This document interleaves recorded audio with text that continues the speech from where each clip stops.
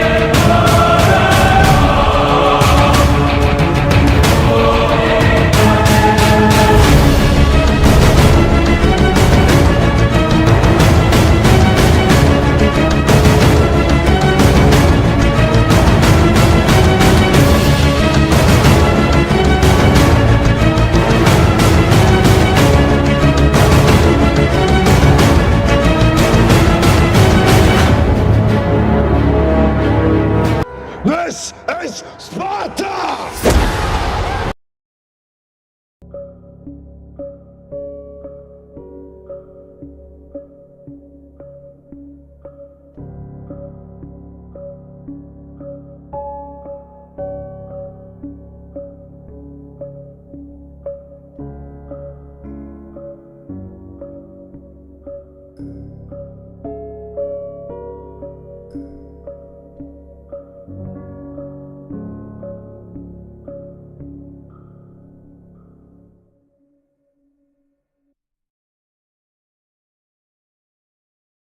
What is going on, everybody? Another night, another stream. So let's get into it. So before we start, do me a favor, hit the like, share, and subscribe. And if you can hear me good enough, loud enough, hit the one. So make sure I'm nice and good in the audio zone. So, how's everybody's week going so far? Hopefully everybody has a great week, a kick-ass week, and hopefully they're enjoying the nice weather. It's pretty hot today. I was wearing my goddamn ass off. But let's get into it. We are talking about it's time to be a king. That can be interpreted in a lot of ways. I want to get something out in the open right now. You cannot be a king without your queen. Simple. You're a prince if you don't have your queen. Simple as that. I'm not gonna bullshit it. That's how it works. So today we generated the journey of self-discovery and empowerment. That is very important to mention. Self-discovery. You have to discover who you are before you can say, I am my king of my castle. I make the rules. I'm the breadwinner. I put the roof over my head. That is the number one thing I would say out there. So we stand on a self-whole generation's point, meaning this generation doesn't know we're gonna take it by the balls and ram the shit out of it. Meaning they're a little boo-boo. They're going, they call it work for little boo-boo. You know how many times I go to work with a fucking migraine or a fever or whatever? I just do my shit. I advertised before COVID, before you're allowed to go to work for fevers. But my point is trying to get to is I've been to work plenty of times sick. Now a little paper cut, they're out for a whole week. I say it how it is. It's straight up. I say it how it is. I'm not making this shit up. If you think I am, leave a comment. Simple as that. So, um, as I was saying, Ready to Unleash the King with each one of us isn't about ruling over our kingdom or lives or anything like that. Is ruling over your life, ruling over who you are. You have to be the king. You have to be the one who says, fuck you. My hair's always a mess today. I don't know why. Hang on, let me fix this for a second. It's driving crazy me right now. I think it's time for a haircut again. To be king means to embrace your legacy. Listen, I talk about it all the time, definitely on the gray area on Sunday's show. I am very, very, very proud of being Greek. I'm not going to deny that. Whatever your nationality is, whatever your background is, embrace it. Take it and run with it. Not going to lie to you guys. You have to do that. Okay, where did I leave off? To that. The strength is not in it, the physical. It is not physical. Being king is not physical. It's all mental. Let's use some kings, ancient kings, for example. You're not even kings in general and stuff like that. What's his freaking name? Oh man, I just got Marco Polo. He was a little midget down here. Good boy. He's probably didn't pass 3 foot something, but he was a strong general. You have some kings who were like muscular. If you guys ever seen pictures of Alexander the Great, he wasn't this monster big guy. He was actually a very thin guy, but he conquered a lot of different countries, a lot of different kingdoms, because of his king. What am I looking for? His mental way, like the way he approached people, talked to them. He wasn't scared. And that's one thing you have to make sure you're not scared. Alright, well.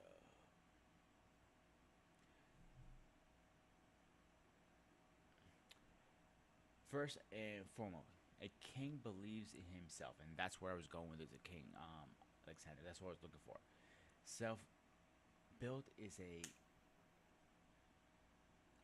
conqueror of all great achievements. Listen, we all go through stuff in life. Let's be honest here. But I bet you, if you write down on paper,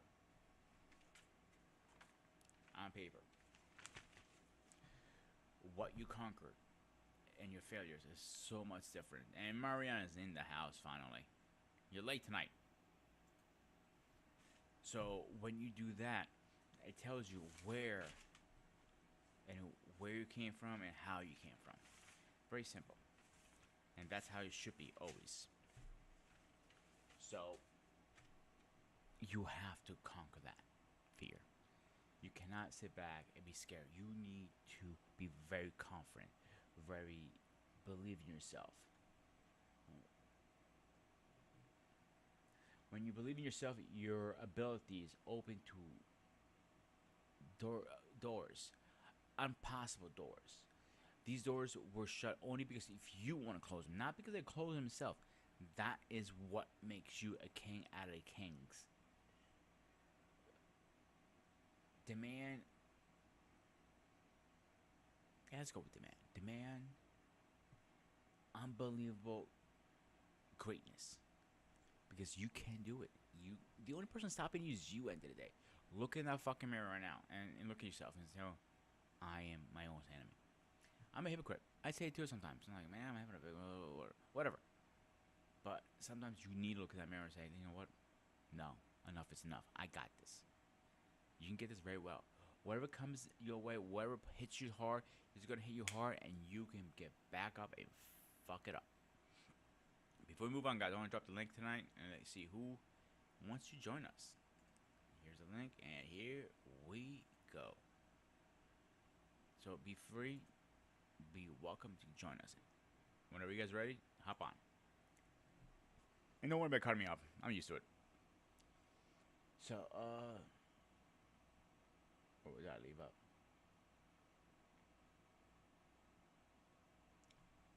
Okay.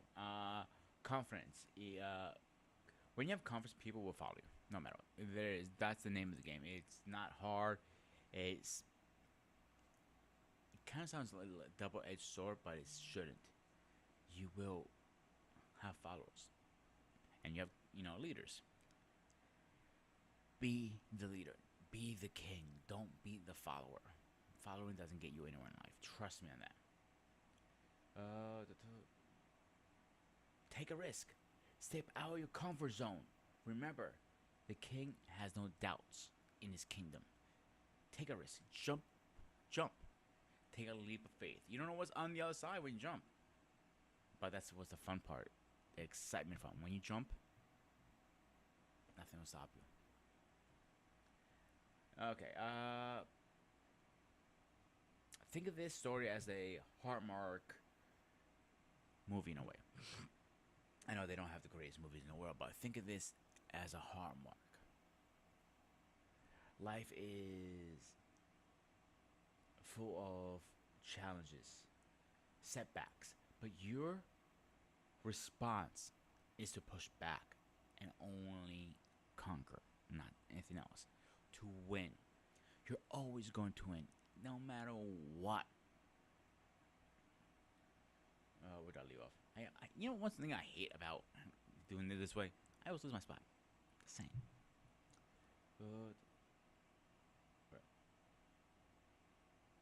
With difficult challenges, difficult chapters will happen, and that's part of life. We will always scratch, call, whatever it needs to advance, or you will be left in the dust. But you're not going to do that. You're going to rise to the occasion. You're going to rise above it. You're going to be stronger and wiser. Challenges, you grow from them like a tree. Your roots, you grow up as challenges happen. You get better. You learn from them. What do I always say to you guys? Simple. And I'm going to get gobs right one day. Is you're going to climb up a Mount Olympus. Eventually you're going to fall down. It's okay if you do fall down. If you fall down, you can see how you're fucking up on the way down. So when you go back up, you don't fuck up twice. If you fall down again, you go back up again. So you don't fuck up a third time. And so on. As many times you fall, you do better. Simple as that.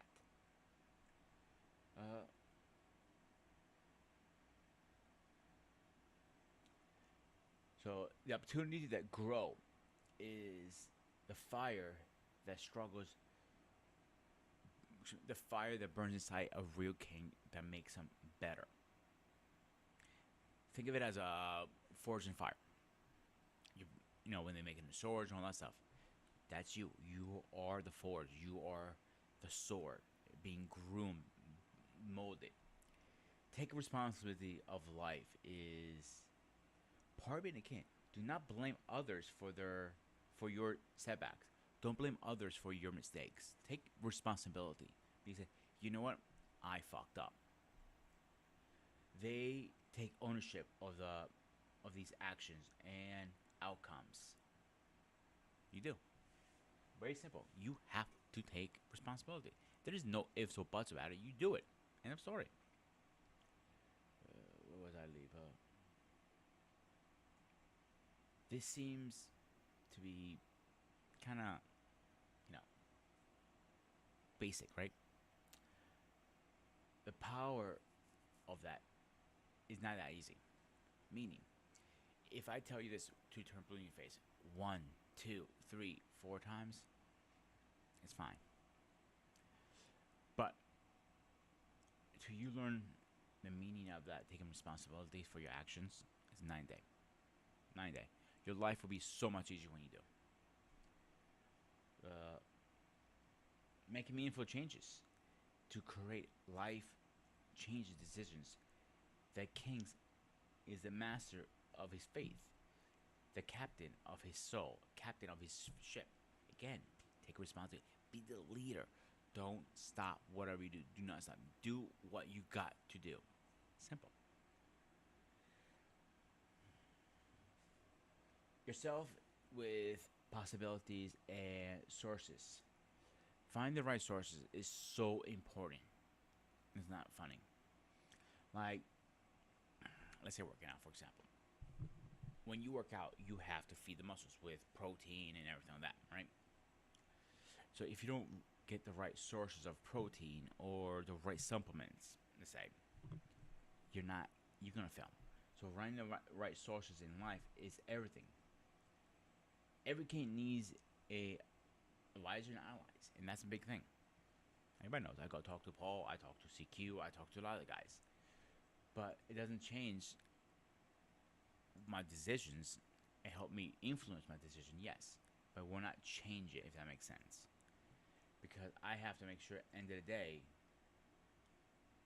I'm doing what I need to do right. Simple. Because it's my decision. I have to live with it. They don't. All right. Where did I leave up?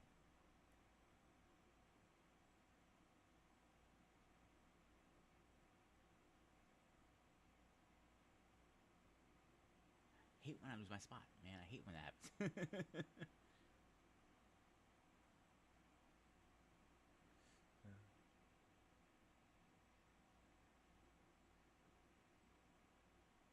Never stop learning. That's where I was at. Never stop learning. Never stop growing. The most successful kings who continue seeking knowledge and self improvement. That's very important. Some of you guys know me personally in life, and some of you only know me online. The people who know me personally will vouch, and they can say in the comments. So now, I am the type of person that always will do anything you can to keep learning, to make himself better, if that makes sense. You have to make yourself better because that's a part of life.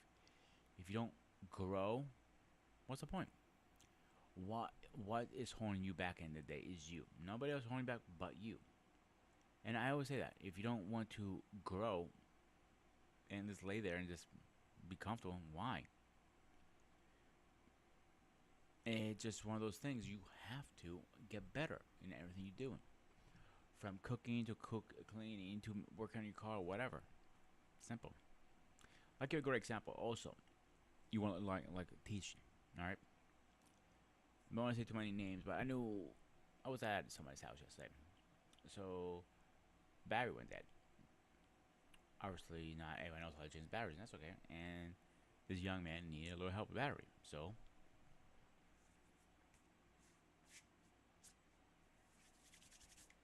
we went to work. It wasn't hard. I showed him. I told him how to take it. I was not familiar with the make and model of the vehicle. It could be a bike, it could be a car, it could be a boat. I'm not telling you guys this. You guys can figure that out on your own. But when I was working on it, I was showing him too at the same time, so he knows next time. And we had a great conversation. It was time a little bit of mentoring too. If he's watching, he knows who he is. That's all I'm gonna say. Okay, let's get back to where we left off.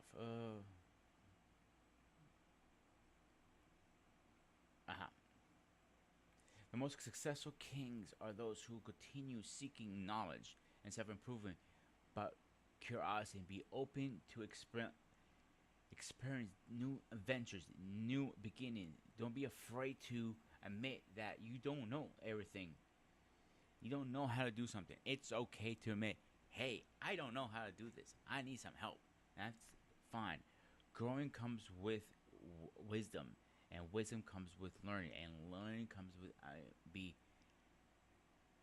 greatness in time. A king is always pushing the wisdom down, and that's why I explained that story with a young man I was working with on the vehicle. It was could he probably figure it out by himself? Yeah, but it gave me a chance to speak to him, get to know him a little better, turn the wrenches together. We had a bonding moment, and that was the point of that. Not the battery, is the bonding to me get through his head. Understand where he comes from, how he comes from. To embrace your inner king is to recognize potential. Fuck him, that's that word. Harshes your stress. You leaning on your life with correct conqueror and imagery. Meaning by that imagery is you imagine yourself at some point and you leaning towards that goal, but you're not embracing it yet. You have to embrace it before it becomes a goal. Meaning you have to be focused, tunnel vision. You're going to get that. Nothing's going to stop you. The only thing that's going to stop you is your support group, meaning you're going to back you up and push you hard. Read that. Leave off. The path it may not always be easy, and that's so true, but it's challenging. That makes the journey worthwhile. Stand tall, confident, and let the king shine. I see so much. I work with a lot of young people. I see them all the time, curling up in the ball or following the leader kind of thing. But stand tall, puff your chest up, like, yo, fuck you, I'm not doing that. I was told to do X, Y, Z. I'm doing that. There's nothing wrong with that. So you need to be that king, that person. And it's okay to be that person.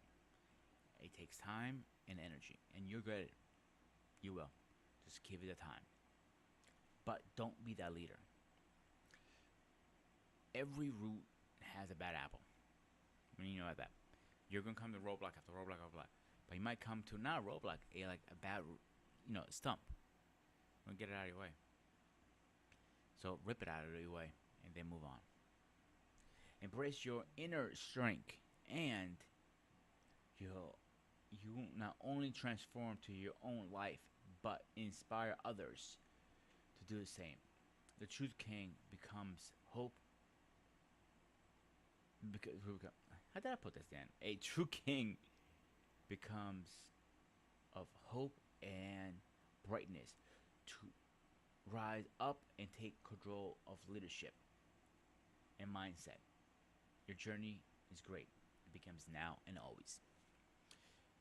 So, with my open dialogue,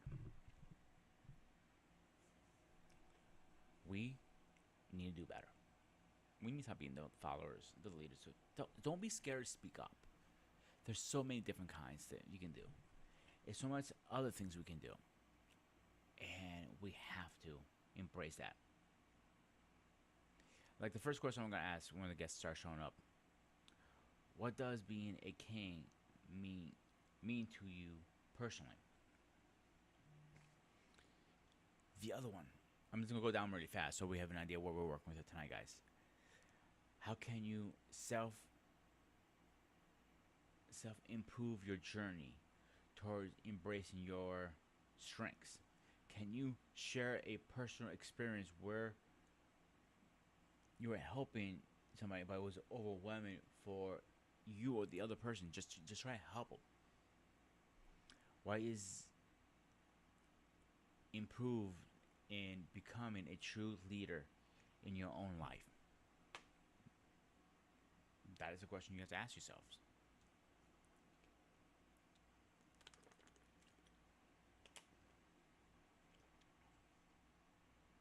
How do you take responsibility for your actions and outcome on a daily life? In what way can you control leaders and self-improvement and a personal growth? How do you mature and control when facing with self-doubt? What are some steps you can take to not harm yourself but to make yourself better? And actually, what other steps you stop to harming yourself? How can you embrace your inner king, inspire others around you to lead?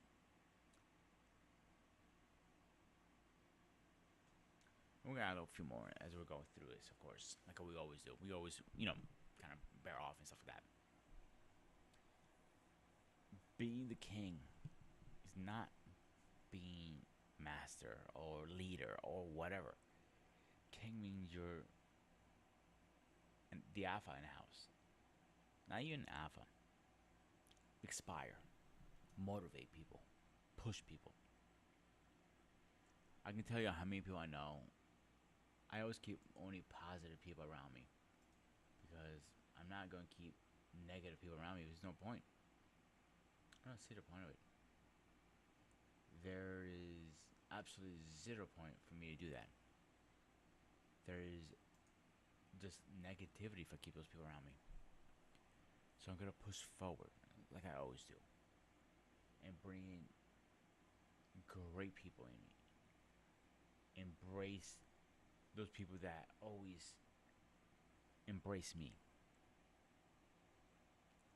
And that's funny because if you don't embrace the right people, and at the same time, you need to teach them the right way. You always have to. If you don't, what's the point?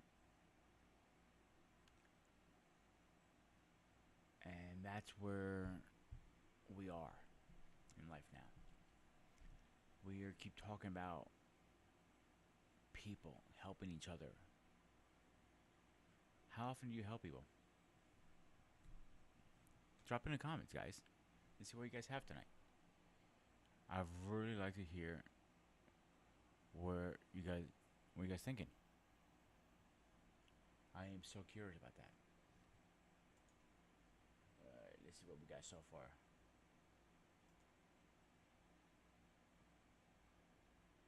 Right now, we're still in stalemate, waiting for our guest still. So let's take a break from talking about games. Let's talk about a little game I played over the weekend. Yep, let's talk about a little game I played. I was at my ladies this weekend, and we played a little game called Muffin Time. Has anybody heard of Muffin Time? I'm gonna wait a minute till you see what you guys think. Muffin Time is a fun game. So when everybody gets jumping, I'm gonna get back to it, but I want to talk about Muffin Time for a minute. So Muffin Time is a very interesting game. I'm gonna try to find it.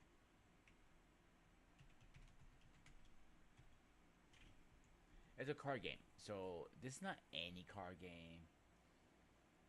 It's a, I'll put it this way. Muffin Time, you can make it or break a family. Very simple. Muffin Time. So let me get back to the story before I get to the Muffin Time. So I've been telling Mrs. about this game. I bought it, whatever, right? We've been playing it. No, we haven't played, excuse me. We've been playing Uno and all that stuff. And by the way, I'm telling you right now, never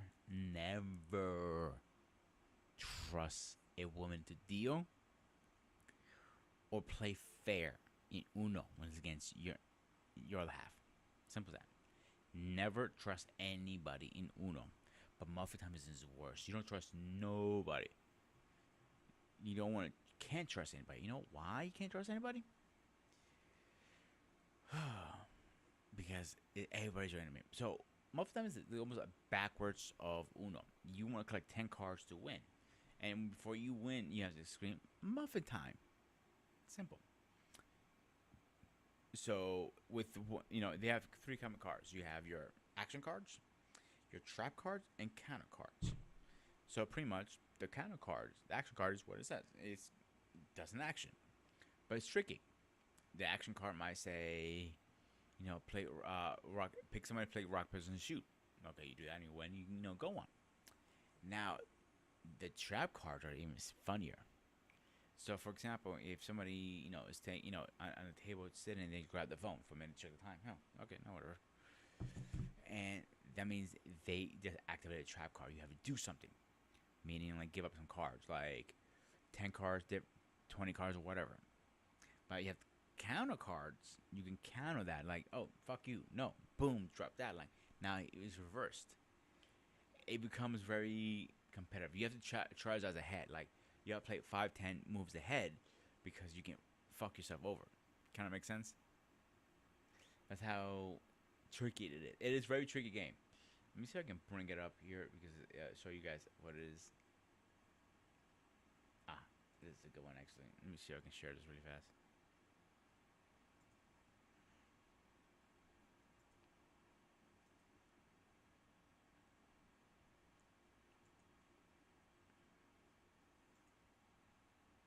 All right. If you guys see where I'm, it's not working as well as I wanted to. So you see, these is where I was talking action cards. Now let me see if I can scroll down a little more. Maybe actually try to blow this up all the way. That's even better. So these right here, if I'm clicking, if you guys see where I'm clicking, Nope, nope, didn't work. Okay, these are the action cards. These are some of the trap cards, and the counter cards. So if you see, they're very tricky cards, and like you got watch. I played this a while back with our buddy CQ. Oh yeah. So for example, don't think about goats. So it says if any other player mention a cat, they have discard 3 cards.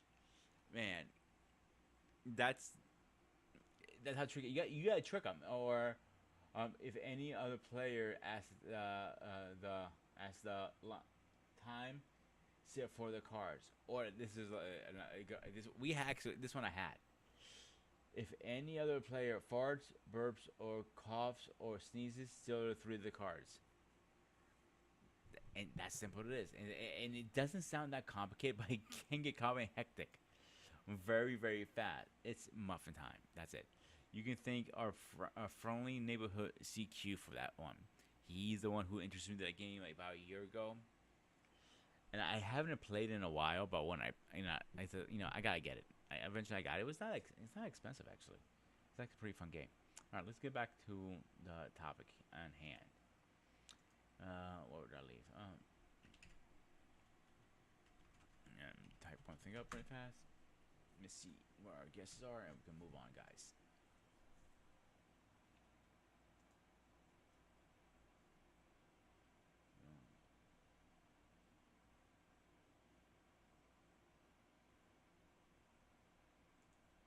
Sent this one link to one person I forgot about. My bad, Mark. I forgot about you, buddy.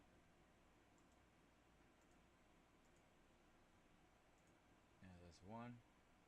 Let me see if I missed anybody else here on my list.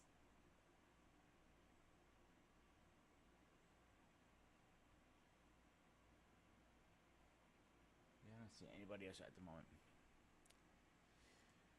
Okay, the crazy card game.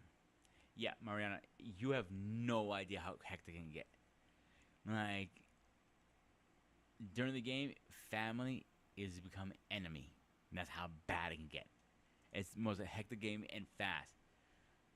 Again, I gotta thank CQ for that one. He's the one who introduced me to that game. Ever since, whoo, that is a fun game. But 2 people is not enough. You gotta play with multiple people. That's one thing I would say. You have to have several people to play it. At least, I would say at least 3 to 4 people. It says 2 can play, but you really want 4. I would say 4 is solid. You can get away with 3, but 4 is a very good number you want to play with, because I don't think there's enough people, to be honest with you. All right, let's get back where we were. Let me finish where I was doing here. Boom, boom. Okay, let's finish some of these questions. The road does not self-destruct player, like, oh, the what is the role of self-discipline in a goal? Oh man, that's a hard one. The reason I say hard because everybody's goal is different, and the discipline should be different to that goal. If you want to lose weight, obviously you have to be on a very disciplined diet. If you want to be a chef, you have to learn recipes and cook and use the right knives. How do you spatula and so on.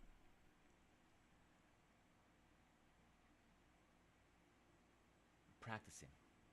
That's a big thing. And, you can only preach about. You have to practice what you preach.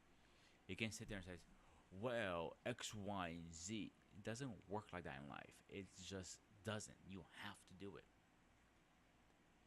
Uh, there was some common objects that people will recognize as their own strengths and overachieving.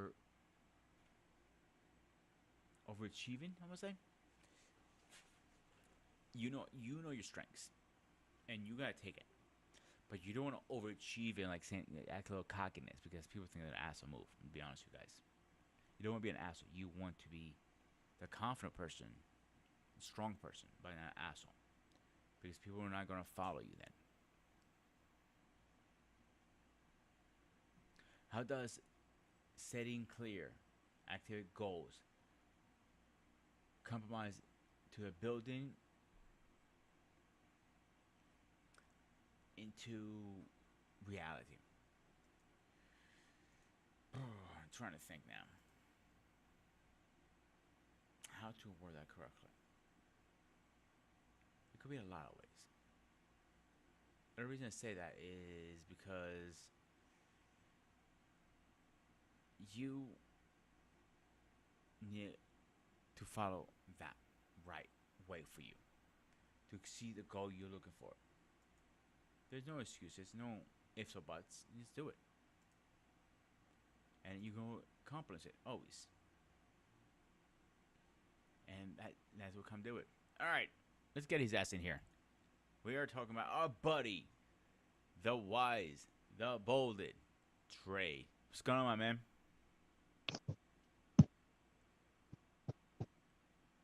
Can you hear me? Yeah, I can hear you, buddy. What's going on? Oh, okay, yeah, man. You mind if I be out straight? I'm trying to take care of something real quick. And I You're gotta good. go digging in my crates to get what I need, man. Come on, girl. You're good. You're good, brother. So, You how can you hear me been, pretty first of all? good. Yeah, I can hear you nice and clear. How you been, first of all, brother? You know, life is life, man. You know, it's a lot of things going on, but I can't complain, man. I don't complain about it. I don't. I really don't complain. Mm-hmm. I'm trying to get my So, speaker right. Hopefully, my speaker right. you're nice and good, bro. So, let me ask you a question. When you hear it's time to be a king, embrace your strengths and weaknesses. What does come to your mind? You want me to apply it to myself or just in general? Both. Do both.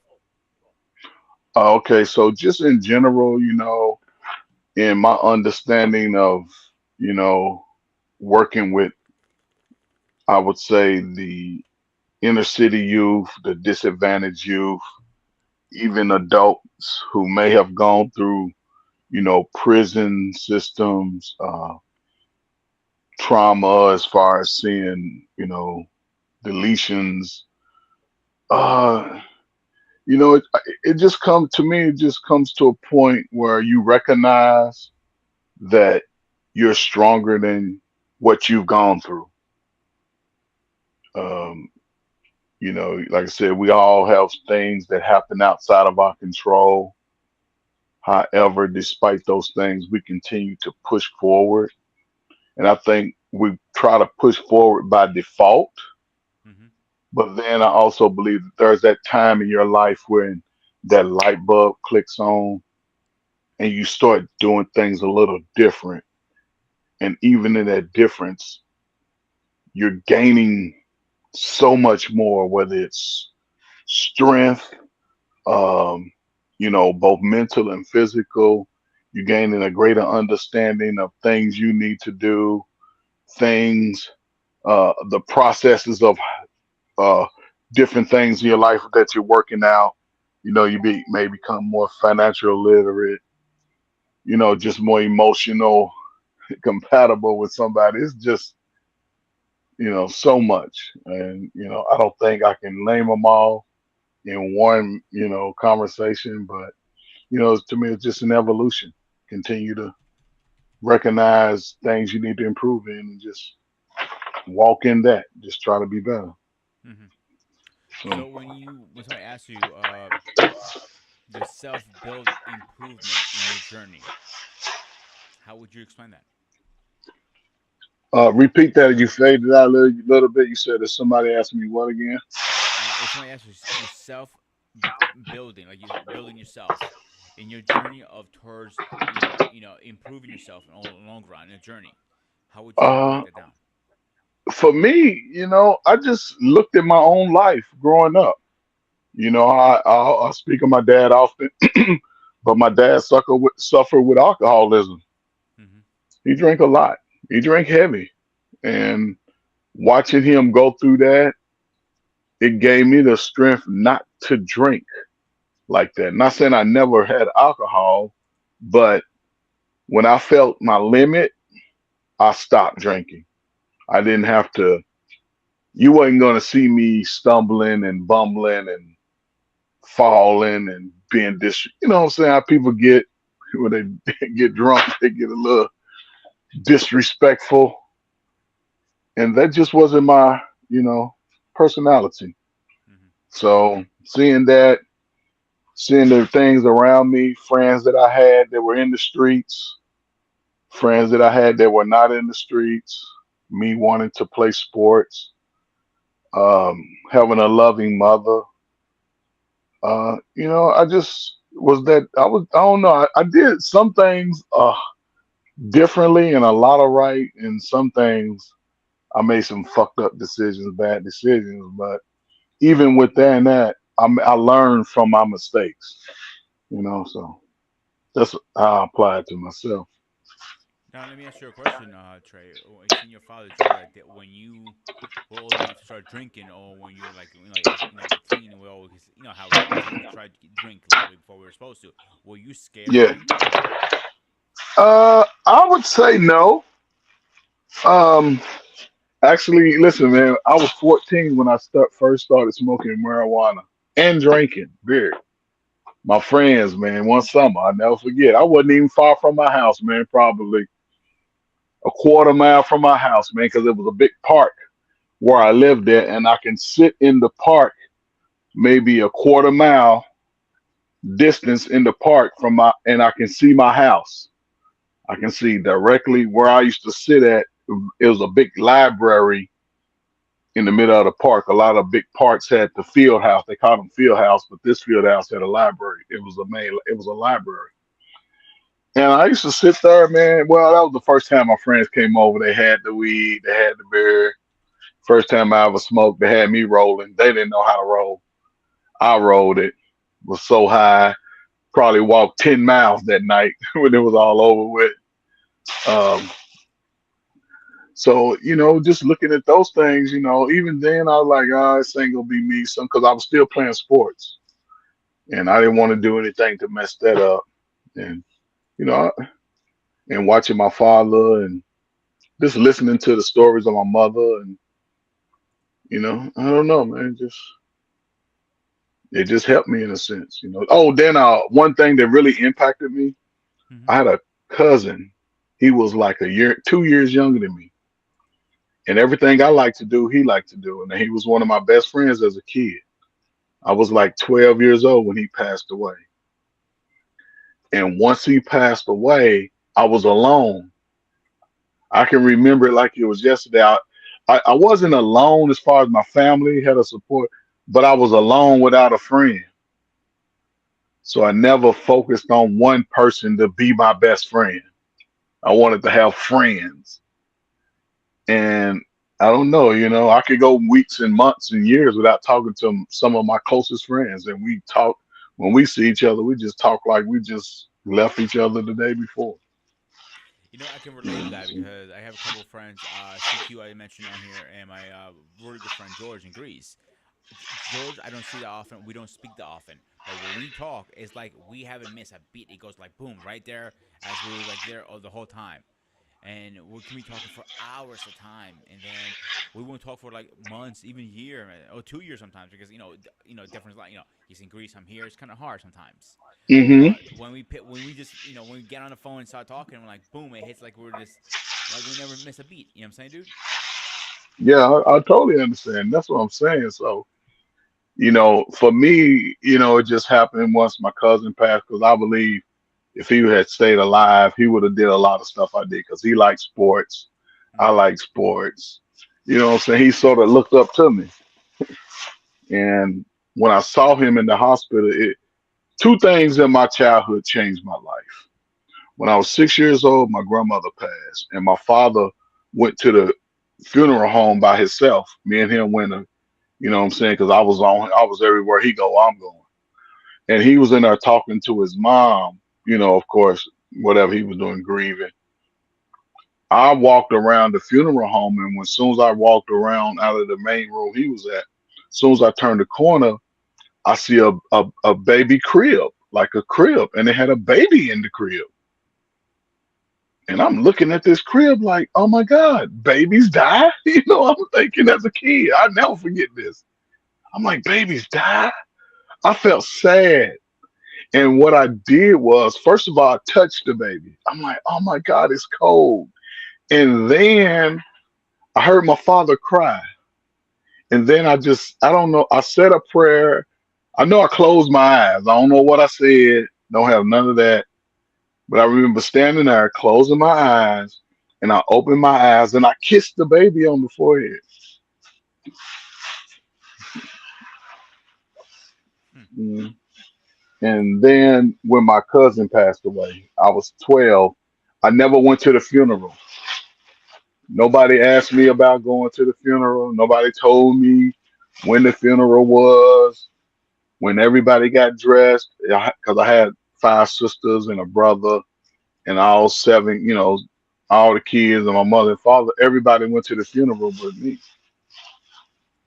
Nobody ever talked about that. You know what I'm saying? So it was just two things that changed my life, man.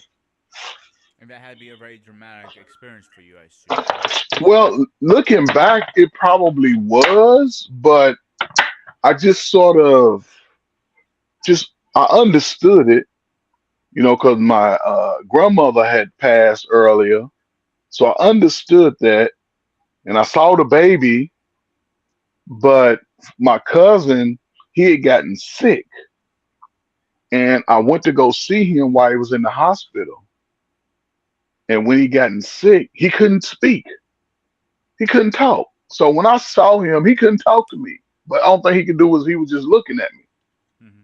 and I don't know what it did to me, but I remember telling my mama, I'm not going back to see him. And she's like, why? Like, I can't see him because I want to remember it. I don't know what I said, but it was like, I wanted to remember him in the life because we had so much fun in that short period of time. He wanted to do things I did. He wanted to follow me. So it just, yeah, just put me in that mindset, man. And I've always sort of moved like that. So So you probably had that for years of trauma from that, correct? I, it's hard to say. I'm telling you because I think it put me in a mind state of avoidance. Meaning, if I knew somebody and they were sort of trying to mistreat me, I just stopped talking to them. I just avoid them forever. Hmm. You know what I'm saying? So trauma, it was. I can say it was in that moment, but it also fueled me too. It also fueled me like, okay, I want to do something with my life, and thank God it worked out. Thank God it worked out.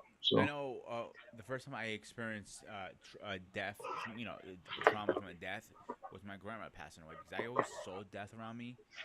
People Hmm. dying. Being a volunteer firefighter, I saw that stuff, but I never experienced it firsthand about somebody I loved and dear and cared about till my grandma passed.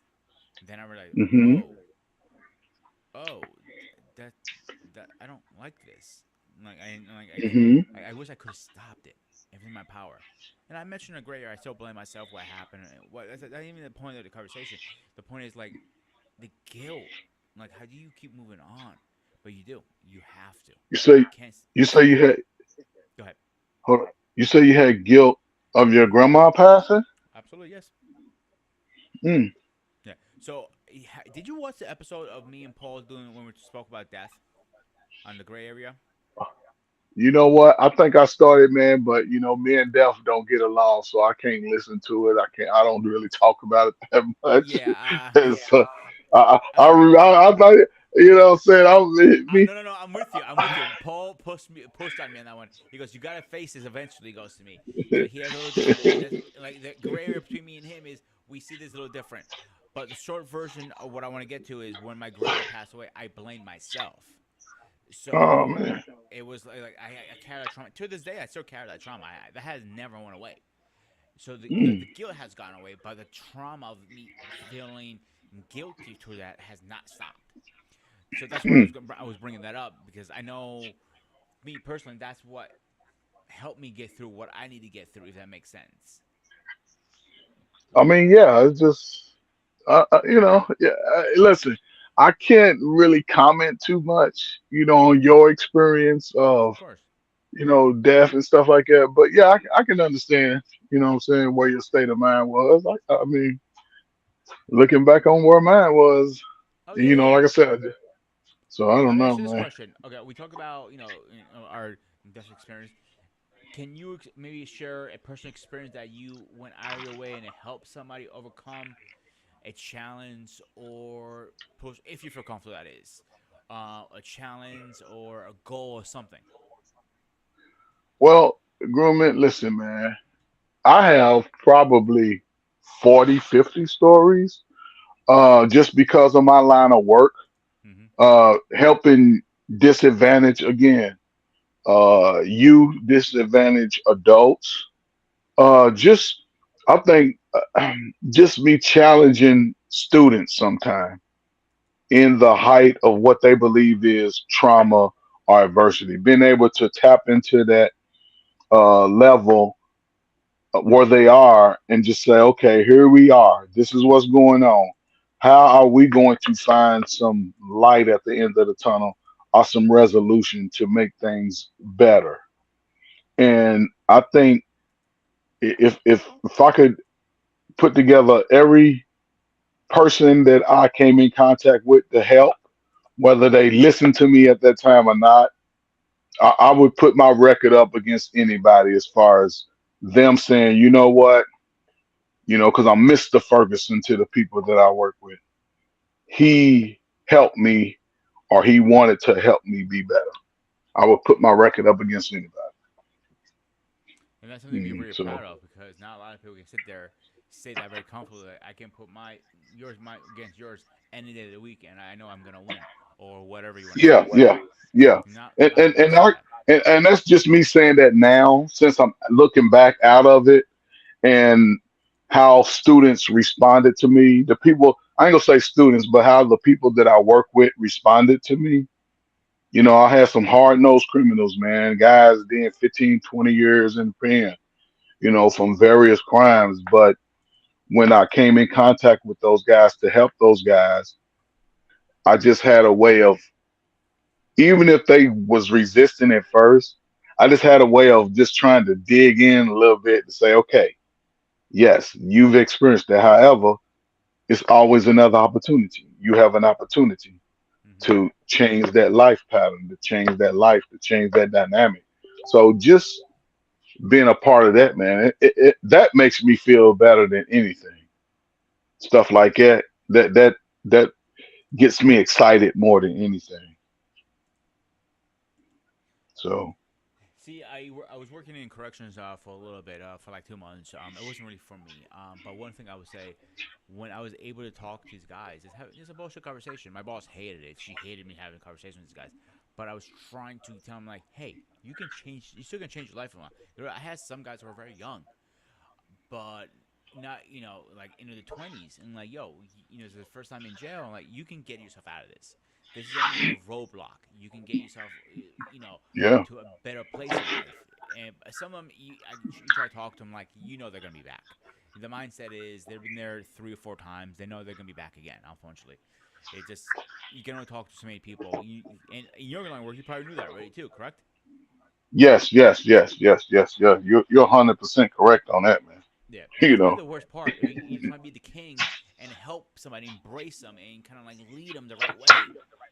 And I think that's the hardest part for me, at least in general. Not even when I worked in corrections or jail, or when I was a karate teacher. In general, in life, when you're trying to grab somebody by the hand and trying to like tell them, like, "Yo, we can do this in a better way. Let me show you." And it's like, "Nope, we don't want to." And they're gonna go back to their old ways the first chance they get. yeah, yeah. And grooming, what I understood early in that work environment is that not everybody that I reach out to help is in a space for help. I understood that early.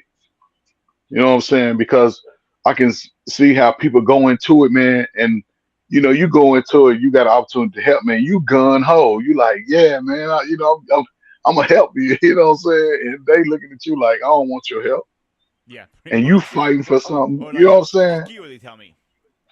Yeah, because you fight for something that they ain't ready for. Mm-hmm. And sometimes you don't understand that until you understand that shit. I can't say, oh well, because people used to always tell me, man, you can't talk to them like that. I said, and they would always say, well, such and such tried this. I'm not them. I don't get those responses. And they used to sit back and watch me. My last job, you know what a lady told me? This is crazy. Older lady too. We had the same position. I was in the high school, and my position, I had unique positions in high when I was working in the high schools, in the middle grammar schools. I would meet with students. I had about 60 to 65 students every year that I was responsible for. Most of those students were the worst of the students in the school. Most of them. There Okay. were some guys that were good guys, good personalities, wanted to be good and have academic success and stuff. They just didn't know how to do it. So when I was able, and I could meet with them in a group 1 to 2 days a week. I could meet with them in a group, and I could have 4 or 5 groups. I had groups of 15. So if I got 60, what is that roughly? 4 or 5 groups or so. So 15 per group, and it might be all day Wednesday, all day Tuesday, all day Thursday. I got different guys, right? So my last coworker told me this, and I had people tell me they didn't like me when they first met me, but they didn't talk to me. They just watched how I move and how I communicated with the people I was working with. Because the people I'm working with, they want to talk to me. You see what I'm saying? They like, hey. So this lady go tell me, I don't know why students sit around you all the time like you God or something. That's what she said out of her mouth in front of everybody. Okay. How was I to respond to that? Tell me. Could I have gotten mad? Yeah. But I embraced it. I said, oh, she sees what I'm doing. She sees what I'm doing. And they can't handle it because nobody wanted to talk to them. And I'm talking the boys and the girls. I'm talking both male and female. Even the LGBTQ students talk to me. They run to me. And I used to ask them, why do you want to talk to me? Because you fair. You listen. You tell me stuff that I can do to help myself. You ain't putting me down. I say, because my job is to make sure you be successful. That is it. And I Well, don't one know. thing I did learn when I was in that facility for a while is not how, like, I'm gonna phrase that, is how you talk to them. And not, not doing, kind of like, they respected me more than anybody in there because of the way I just spoke, I didn't talk down to them or belittle them. I just spoke to them like they're human beings. That's what they are. Yeah, that's it. Yeah, I'm not there to judge whatever they're in there for. Whatever they did, I don't give a shit. I'm there Right. to. I was there as a chef, trying to make sure the food gets done correctly. But you know me by now. Obviously, I always take it a step further than trying to see, hey, how can I guide you in a better way and talk to you. Obviously, my boss wasn't a fan of that, but I didn't really care. I'm not there for a reason anymore. Yeah, and the thing is, like, say like your position, Hmm. you was just doing it out of the kindness of your heart, right? Correct. Yes. Yes. Right. See what I'm saying? In my position, I was sort of obligated to get results. Come on, Hmm. come on, let's go. So I was able to get results just by being honest with them and being fair. You know, I would mediate fights and shit. It was crazy. See, I never So had a, there were some instances like not in my shift. I hear, fights would break out and stuff like that, but I never had that problem. The guy, I just raised my voice like, "Yo, guys, break it up," and they just walk away. I never had an issue with anybody of them, thank God. And yeah, yeah, that's one good thing. I was worried about like shit. This is fucking going in the kitchen. Like, how do I break them up? Because there's too many weapons around here. They're just like throwing pots and pans against each other. yeah, And like, yeah. ugh. Just thinking about it, it just made me nervous. Um, so let's talk about being a leadership from in here. You're having people like, I don't say following you, but aspire to do better. Before we do that, let's get this guy in here. Let's get his intro going.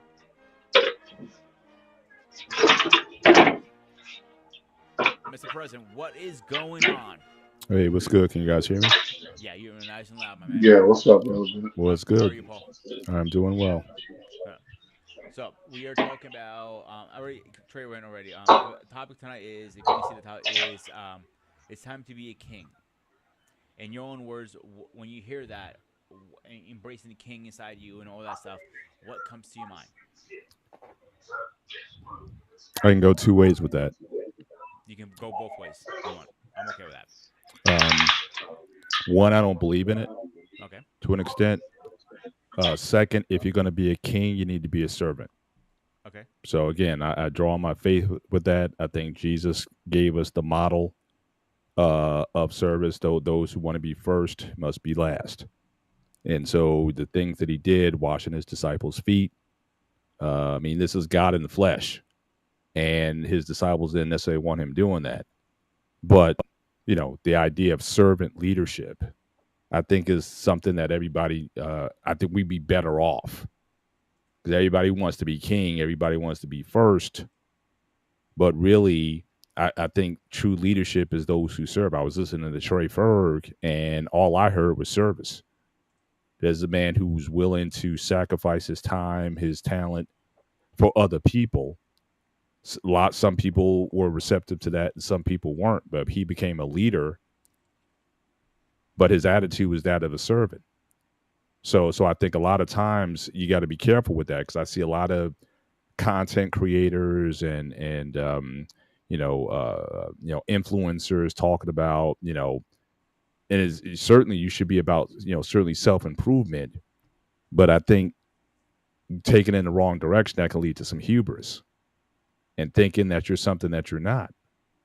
So I would rather focus on how can I serve, how can I be a better version of myself in order to serve others.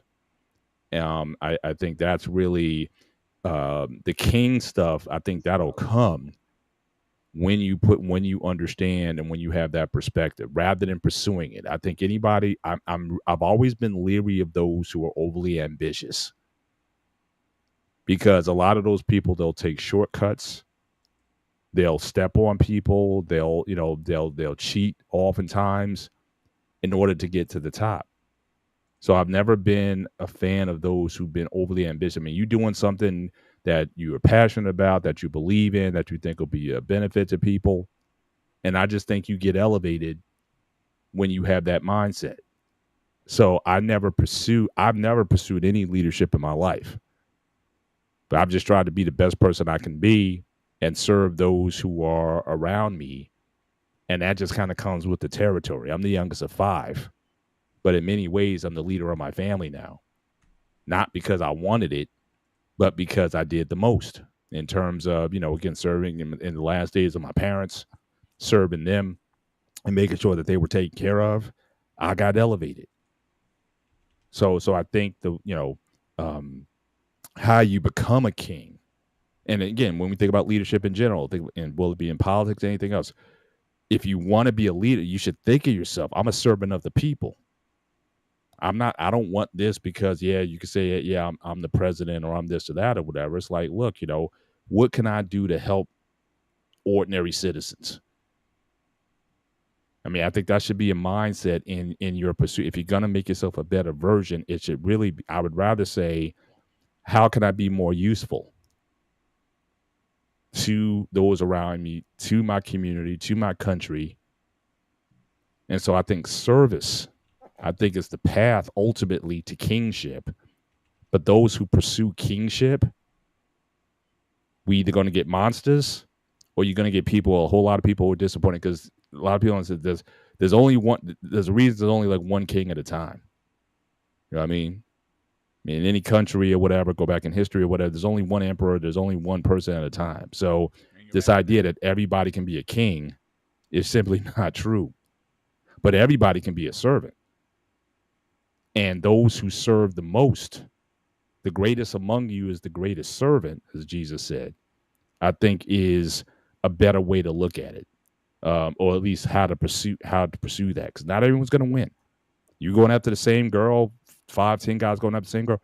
Only one guy's going to wind up with the girl. You're going for a job. There's hundreds of applicants, and only one is going to get that job. So if you put too much of your focus and emphasis on getting to the top, I think more times than not you leave yourself disappointed. So it's just a different perspective that I tend to live my life by these days. Even like when I train people, I'm there to serve people. My whole focus is making sure that you become a better version of yourself. It's not about me. And if I get paid, if I get 10 clients, 5 clients, 100 clients down the line, then that's just based on my service. But I never had a thing, I want to be the best trainer in the world. I've never had that. But how can I serve this person in front of me? What are their needs? What are their goals? What are their aspirations? How can I make them a better version of themselves? And I've had people who've been with me for years, won't even consider going to anyone else. Not because I'm saying I'm the best trainer in the world, but I give everything to that person. When I'm with that person, it's like, that's it. Don't call me. I'm not, it's all about that person at that particular point in time. In my job, I work, like I said, I was working prior to getting on this call. I got on earlier because I was working on something. I hit a hard stop. I can't move from here. I sent an email out, and I'm like, I'm off until tomorrow. But I've grinded 16, 18 hours a day, grinding, trying to get a solution, or trying to get something fixed, or try to get something implemented.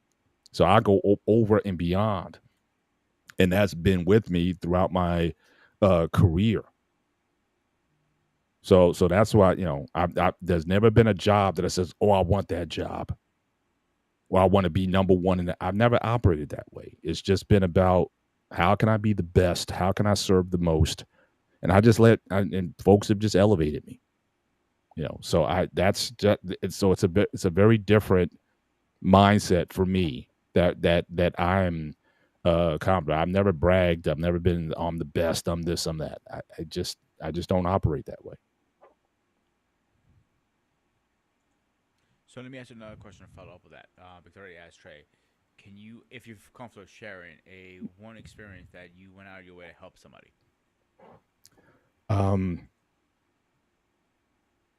I mean, again, whether it be guys call me at all odds of the night and I go and I meet them to talk about whatever it is that they're going through. They got an issue with their wife. They got an issue with their job. They got an issue with something. They just need someone to talk to. Guys who I'll just go and, I'll take a day off just because a guy needs moving or whatever. So look, I'll take a day off to help you. I mean, I things that I do for no money. Like, I don't ask for, my training fees are extremely reasonable. And, but I've done, people don't have any money to pay me. It's just like, look, let's just get this in. Like I said, I've just never been about, especially when I've done stuff in ministry, when I've taught or led things or whatever, I've never asked for a dime. Now, someone may bless me with an offering here or there or whatever, but I've never said, well, my services are this or that. I just don't operate that way. I think if I do that, then I think God will bless me somewhere else. And so I've just never had this idea, this mindset of, getting things. But, certainly I enjoy learning. I enjoy applying myself. I enjoy the challenges of things. Again, I've given people money. It's weird because I made a decision a long time ago where I said, I do not loan money. I just made that decision a long time ago. Because I think when you loan money, that just creates a dynamic that after a while becomes unhealthy for you and the person who you loan the money to. So I stopped lending money, but I give money. And when I say give, I say, look, if I give this to you, I don't want to hear about this again. And I've had guys literally months, if not years later, pay me money And I totally forgot that I gave it to him. Like, I had no reference that I gave them money. But if I don't have it to give, then I don't give it. But they say, hey man, can I get $100 until such and such and such and such? I just stopped doing that. I said, no, I don't have that money to give you, or to lend you. Or I may say, no, I don't have 100, but I can give you 20. When I say, give it. Like, we don't have to have this conversation again. You don't have to give this back or whatever. If I have it to give, I give it. But I never worry about when is he or she going to pay me back. So again, I don't bond myself to that. Lending, never be the borrower nor the lender be. But if I have it to give, I give it. Try to make myself available, especially to my friends or whatever, whoever, you need to talk to me about anything or whatever, just be there for people. Again, going above and beyond what is called for. That's just generally how I operate. Now, again, if people want to edify me as a result, or the way I look at it, again, I've been working on a faith level that I always trust God in terms of my elevation. Like, I never say, I earn this. Now, I just think God showed me favor. And like I said, I've never worried about if I lost a job. I always trusted God was going to give me another one. And the crazy thing also is, weird in these times, we're talking about a lot of political stuff right now. It's funny to me because I don't relate to a lot of it, especially when it comes to hiring. People talk about DEI. They talk about affirmative action. They talk about quotas and all that. I don't operate in that because I just don't care.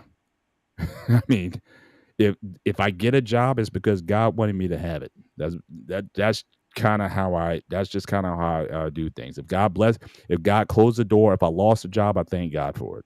If I've gotten a job, I thank God for it. So you can call me you hired me because I'm black. You hired me because I'm affirmative action. You hired me because I'm DEI.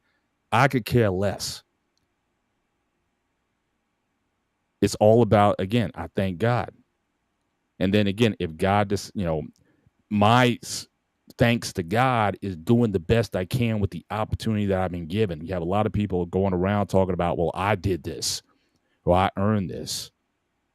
And I've just been around just long enough to know that for a lot of people, again, the hubris is just amazing that all of us at some point in time have gotten a break from someone. I know people who got hired at a job weren't even qualified for the job, but the only reason they were hired is simply because the person who interviewed them liked them. That's it. The job that I have now, I got 2 job offers on the same day. The job I turned down, I wasn't necessarily qualified for. But in the interview process, the lady liked my story in terms of, with my former employer, we went through a similar transition that they were going through. She liked my attitude. She liked how I worked through adversity. She just liked a lot of things about me. And she was like, look, you may not fit specifically what I'm looking for in terms of the technical skills, but guess what? We can teach you those. But what we really need in this place is someone who has the proper mindset and perspective. We'll give you the knowledge, but are you the right fit for us? And that's a totally subjective thing. Like, I can't change my skin color. I can't change how I look. I can't change my life or where I am. But bottom line, that's just, again, favor. So that's what I operate off of. So all these folks tripping out because, they say this person, they got there because of DEI or whatever. Ultimately, can the person do the job? Are they qualified to do the job? Or, can they be in a position where they can learn to do the job? Why are you so worried about it? So there's just a lot of things that, we think about that, a lot of people forget that someone might have hooked them up, or they might not have been qualified at one point in time. But they say, I earned everything I got. Well, more times than not in this life, I recognize that a lot of people aren't that, they may be good, but they're not that good. You need some luck in life. Bible talks about that. in Ecclesiastes. The race is oftentimes not given to the swift nor the strong. Sometimes you're just lucky, but I call it blessed.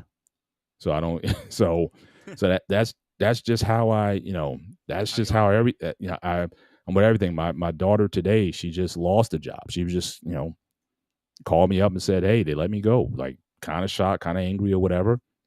And I just said, "Okay." Thank them for the opportunity. Thank God, because guess what? If you have the right perspective, there's another opportunity, a better opportunity waiting there for you.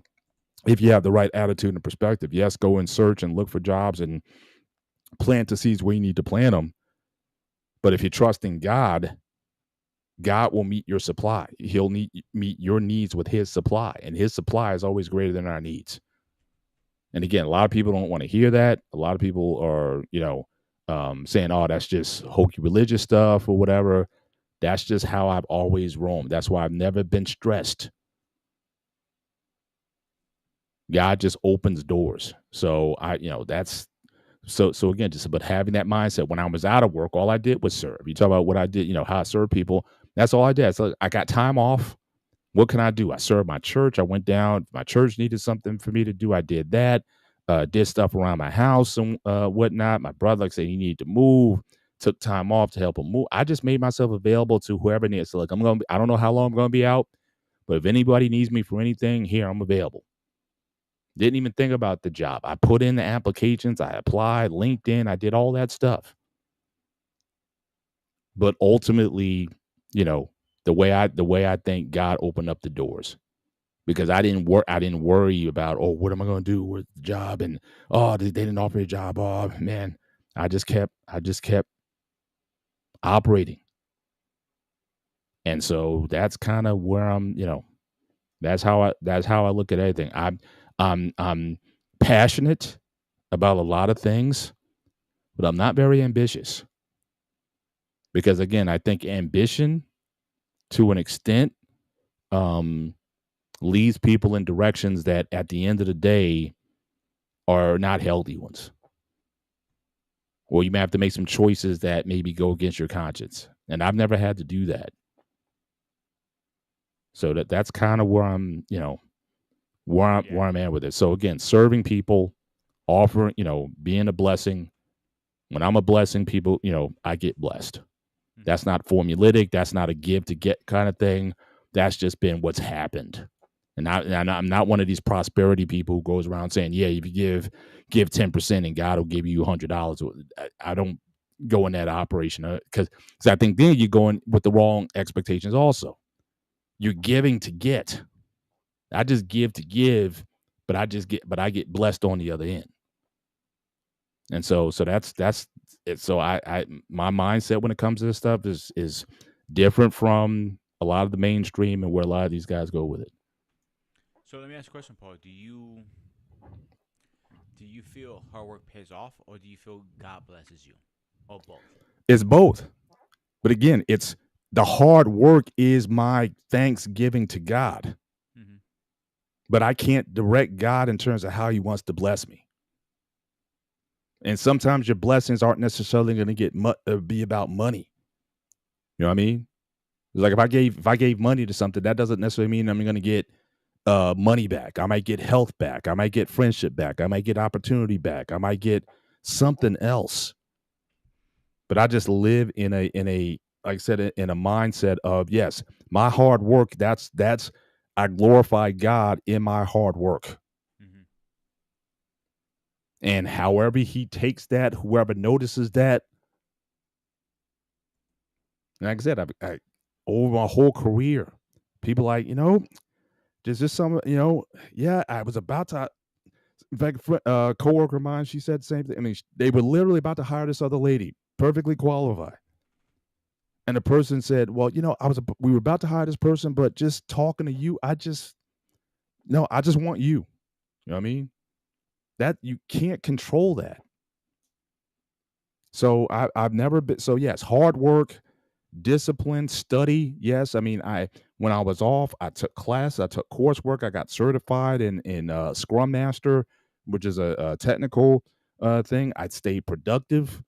I projects that I put off for a while because I was working all the time. I had the time off. I did them.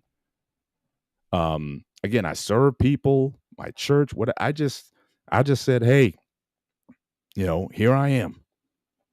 Whoever needs me, you got it. Until that door closes. And then something else was there. So absolutely hard work. And that's even still, I mean, you talk about health, you were talking about training earlier, going to the gym. All that stuff is important. Yes, you got to train hard. You got to eat right. But it's ultimately God that blesses. I've known a lot of healthy people, are gone too early. Healthy people get cancer. It's just so how much do you worry? I mean, Jesus talked about also, you can only worry about your life only so much. Life extends. You have no control. I can be gone tomorrow. And so, you do what you know you need to be doing. And I leave the rest to God. I was literally, that's before I jumped on tonight, literally what I was telling my daughter. I said, look, if you want to walk this faith thing, because she said, yeah, yes, I cussed everybody out because I was upset. But then I prayed to God. It's like, no, you can't do both. If you're going to trust God, then you need to bless those who persecute you, bless those who treat you poorly. Because God, in our faith and the way we operate in this house, God honors that. And so, okay, I can trust this person with the next blessing or the next opportunity, the next job, the skills and opportunities that she was telling me what she did. I just tonight, I didn't even know what she did. It's like, man, you working with all these clients and everything. It's like, wow, you did a lot in that period of time. You're going to kill it in the next interview. I told her that. That's so. This is just nothing but just the door closes, another one opens. But do you have the right mindset for that? So yes, absolutely, work hard, work to your fullest, give it everything. When I train, you've seen me 100%. I train to failure. And with my clients, we're going to failure. If you got one or two left in you and you didn't get them out, that's not a good workout. You should, when you train with me, you leave everything. That I got nothing left. And then how are we going to know that was beneficial the next time we train? Your numbers are going to go up. You're going to feel stronger. You're going to have a result. Oh, I lost a couple pounds. Whatever it is, you're going to see the benefit from that because you gave it everything you had. So absolutely. But again, but the rest you leave to God. My kids, I always told them, the only thing that I will hold you to is your work ethic.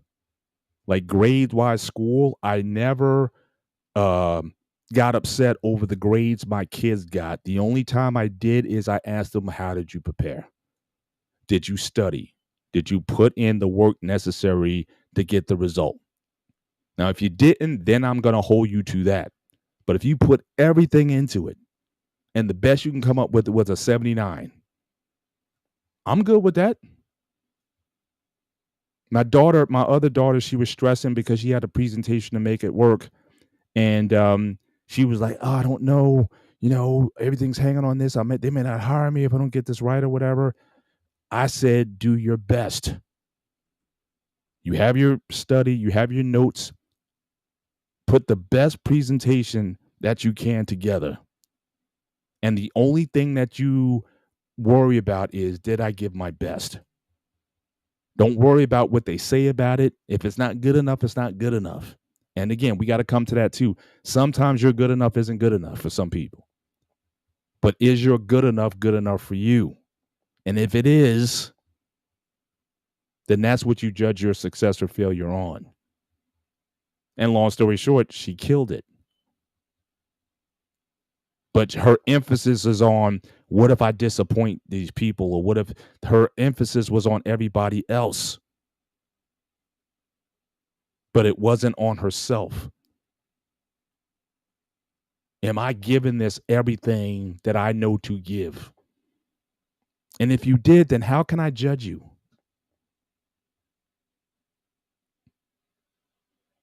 So You it's have a like good it's a point, different mindset, man.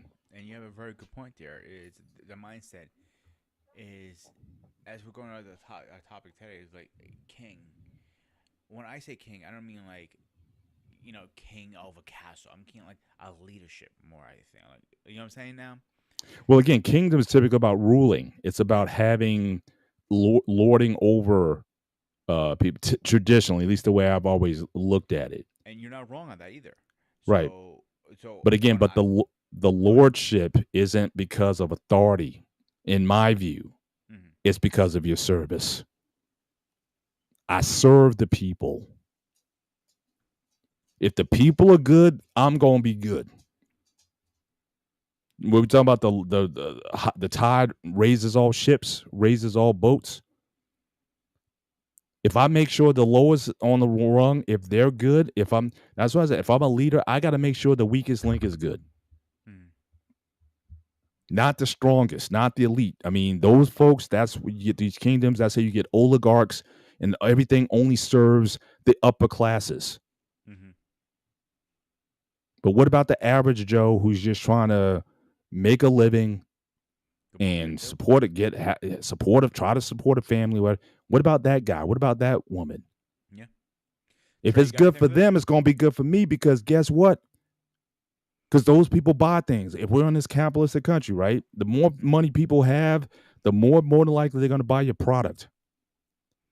And people talk about inflation, which is an issue. But how do you get inflation? Did anyone ever think about that? Because we What keep buying causes inflation? us.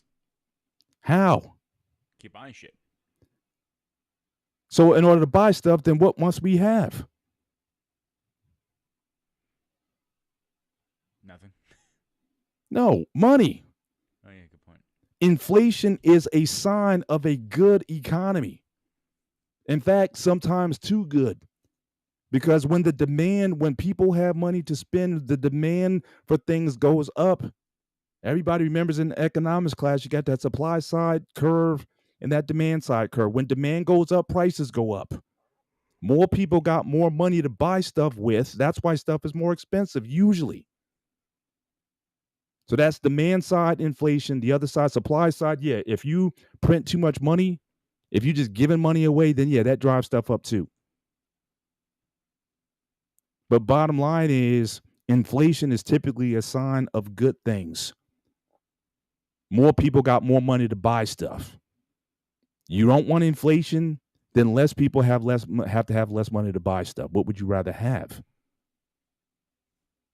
So again, I look at things a bit differently when it comes to this. But can you have a heart and mind? In fact, there was one line out. You ever watch Game of Thrones?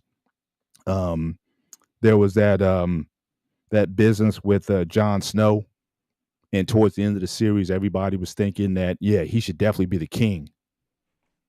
But he kept saying, "I don't want it." Like, yes, they figured out who he was. He was one of the Targaryens or whatever. Really, it was him and was that not Khaleesi and him were siblings basically, and they were like, well, he should be the heir to the throne, but he's like, I don't want it. But then one of the characters said, the best kings are the ones who don't want it. Again, my point earlier about ambition. People who want to be king usually become tyrants. But those who have the servant mindset, that humility to say, look, I'm not worthy of this. But if I can best serve the people, then I will take the position. So again, humility has to follow with the position if you want to be good at it. But a lot of people don't work with it. That's my only pushback on the cop. Yes, become the best version of yourself possible. Absolutely. Mm-hmm. But you got to have some humility with that. Yeah. Knowing that what you accumulate is not all for you. Yeah, I want money. I want all the money, and I want all the cars, and I want all the babes and all that. that's not king stuff. That's not kingly. That's just vain and that's just hubris. But what can I do for others? How can I be an example and inspiration for others? That I think is something that people need to look at. My gifts, my natural gifts and talents, plus the skills that I accumulate over time. How can I put that to use in ways that I might not even get compensated for? But again, if you're operating, if you're operating with an abundance mentality, you'll have an understanding that look, you're gonna get blessed some, some way, somehow, down the line. But I'm not against not setting goals and all that. Again, those are proper. I know you said sometimes it's what you get out of it, or compensation. I know sometimes it doesn't have to be compensation. You just do it because you want to. It kind of your heart. You don't Right. need something in Well, return. that's compensation too, right? Just to feel. I mean, I mean, I When know hear you. compensation, I'm thinking money immediately. That's But how I feel like about that's it. why I said earlier, compensation is going to come in different forms. Just because I give money, I don't necessarily expect to get money back. Mhm. But I mean, you're absolutely right. When you do something, when you bless somebody who can't even do anything for you, can't even, not even, but what it does for you, helping another human being, being a blessing to somebody, blessing someone, and they don't even know that it was you. Like, have you ever just dropped some money on somebody and kept it moving, and they didn't even know it was there? It's like, oh, someone dropped me. I don't know where that money came from. Honestly, no. I'll be straight up to no. Try it one time. All right. You see somebody with a need or something like that, Yeah. just The only time I have give homeless people money if that's what you mean. Yeah. well, that's part of it, but it doesn't necessarily have to be the home. It's again anywhere where there's a need. Yeah. You don't necessarily need to get the credit. Again, God, again, my faith again.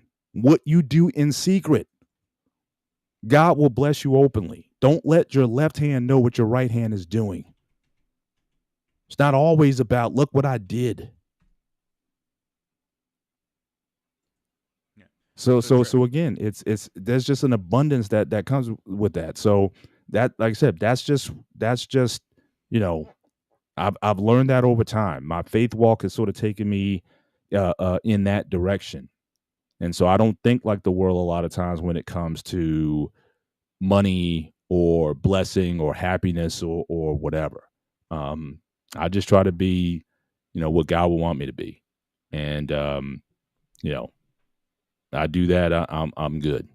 And I've gotten much more over my life than I ever could have imagined. And I'm just very grateful for that. Yeah. Trey, you want to jump in here, man?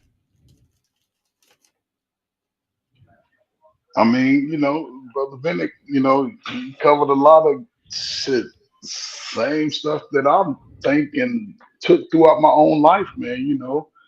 I never tried to be, I guess, just I use my coaching experience. I'm cool with being an assistant coach and getting the results. I don't need the light shined on me all the time because I've done a lot from people from all walks of life, and I wasn't gonna be one taking a photo op saying, "Look what I did." You running back telling people, "Look what I did."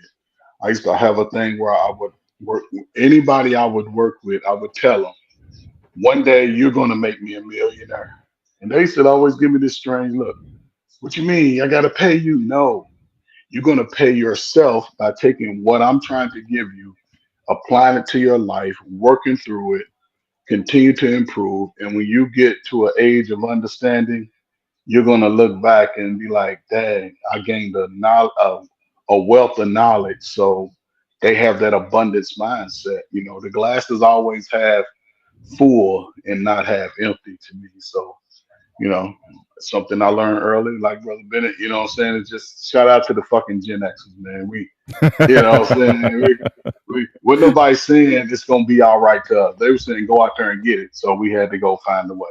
We couldn't, you know what I'm saying? And I just appreciate the fact that I had that time in my time as a youth because I don't look for anything. I had people. I was like Brother Ben again. As far as people borrowing money, I don't let people borrow money. If I got $20, $30 here, man, Take don't it. Yep. I don't do this. Yep. I don't know. I don't want to have to be hunting you down for $200. That's You right. know, so I just avoided that. You know, things. Listen. I caught my father taking money from me when I was like 15. I caught him going in my little stash because I used to cut hair, and that's how I kept a little money. So, and that woke me up. I was like, okay, here, man, take my money. I gave it to him. Like, here, man, you don't need to take from me. I'm your son. That's how I used to think Mm-hmm. younger. But then when I started, my mother used to babysit. My mother would fix meals and take it to people. I'm like, Mama, why are you doing that, boy? You good? You eat every day. Okay, help me put this shit in the car so we can get. Okay, okay, and that I just took that with me once I got out on my own. You know what I'm saying? So I've always respected people, regardless of where they are in their lives. I don't need to put people down to make myself feel great. You know what I'm saying? But I do believe in putting in the work. Put in your work. Work and faith go hand in hand. You have to put in the Yes, work. right. So Faith without works is I just, dead. yeah, I don't know, man. My father, you know what I'm saying? There's a lot he gave me, but it was a lot he didn't. I had to find out on my own. But I used it to better other people, not just myself. Because I've been blessed in so many ways, man. I can't even shit. I don't know, man. It's something One every thing I I got some good news today. See, I was like, yeah, shit, I'll take it. So one thing I realized definitely with you, Paul, and when it's topic like this, you love to preach. It's nothing wrong with that. It's a great thing, actually. Hmm. We have a lot to learn from you.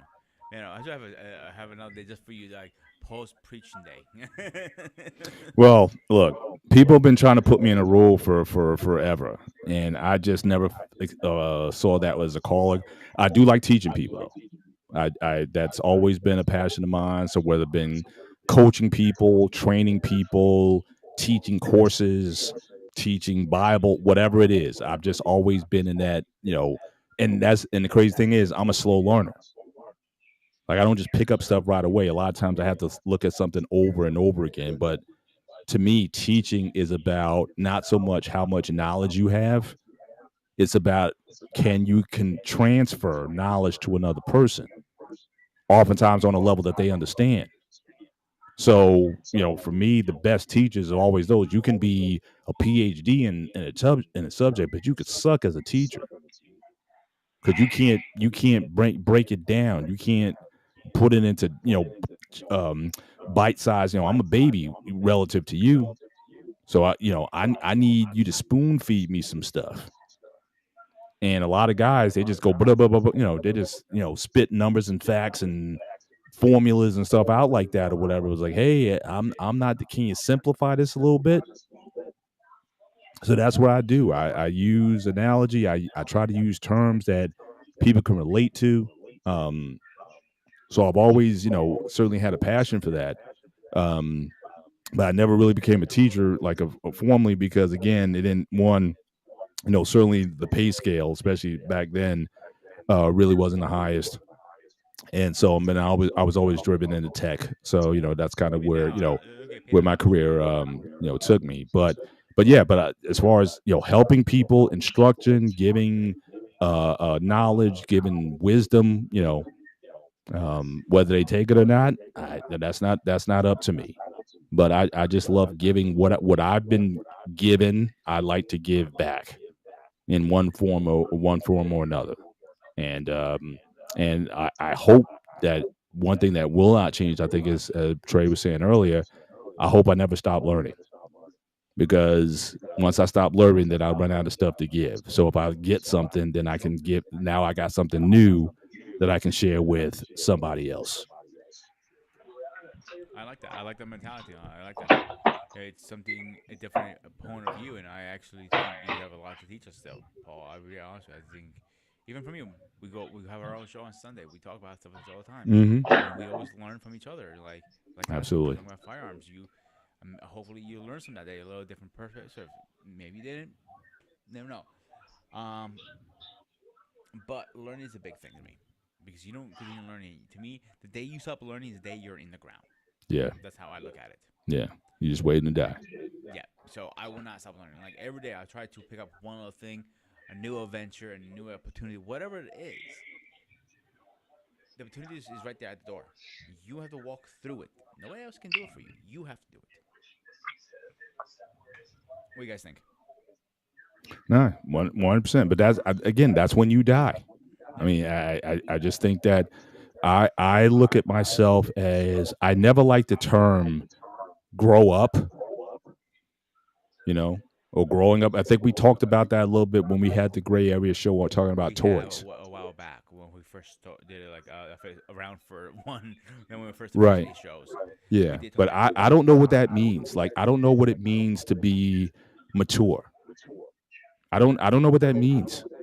In a lot of ways, I still think I'm still a 12-year-old kid in a lot of respects.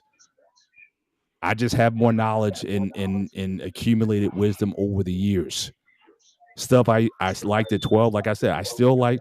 I said we had Sean toys. We all of us, right? We're all into Marvel, right? We're all into comic books. We're all into sci-fi, Star Trek, all that stuff. We were kids. I'm still that dude, but I can talk about some other things also. So I don't know what it means to mature, because what it used to mean was you put away, childish things. All that you don't, it becomes about the opera and plays and novels and Shakespeare and all that. I was like, look, that's fine if you're into that stuff, but me personally, I find it kind of boring. So I don't, I don't have to get to this sort of level of sophistication. I can still certainly enjoy what I enjoy, but I can go a few rounds with you pretty much on any subject that you want to go to. So I think that idea of staying young, almost like Peter Pan, saying I don't want to grow up, because I don't want to grow old.